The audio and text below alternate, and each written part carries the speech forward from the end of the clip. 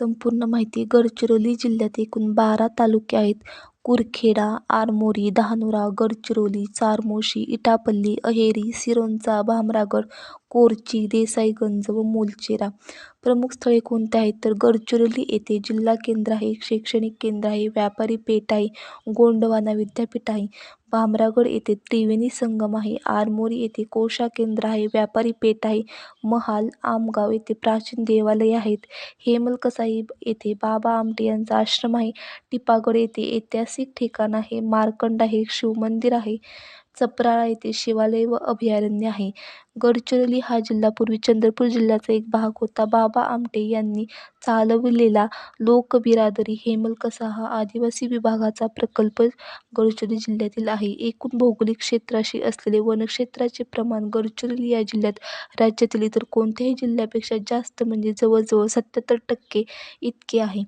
लोह खनिजाच्या साठ्यासाठी प्रसिद्ध असलेली गडचिरोली जिल्ह्यातील स्थळे देवळगाव, सुरजागड व भामरागड ही आहेत. दाट वनांनी व्यापलेला गडचिरोली या जिल्ह्यात सर्वाधिक लोकसंख्या विरळ आहे. बांबूच्या वनांच्या सानिध्यामुळे गडचिरोली जिल्ह्यात देसाईगंज येथे बांबूच्या लगद्यापासून कागद बनवण्याचा कारखाना उभा राहिला आहे. राज्यात गोदावरी नदीमध्ये सिरोंचा व परिसरात मगरी आढळतात. सिरोंचा हे ठिकाण गडचिरोली जिल्ह्यातच मोडते. गडचिरोली या जिल्ह्याची सीमा छत्तीसगड व तेलंगणा या 2 राज्याशी सामायिक आहे. एकूण लोकसंख्येशी आदिवासींचे प्रमाण लक्षात घेता नंदुरबार जिल्ह्यानंतर गडचिरोली या जिल्ह्याचा राज्यात दुसरा क्रमांक लागतो. गडचिरोली या जिल्हा महाराष्ट्र शासनाने उद्योगविरहित जिल्हा म्हणून जाहीर केला आहे. राज्यातील कोणत्याही जिल्ह्यापेक्षा गडचिरोली जिल्ह्यात लोकसंख्येची घनता कमी म्हणजे प्रति चौरस किलोमीटर 74 व्यक्ती इतकी आहे.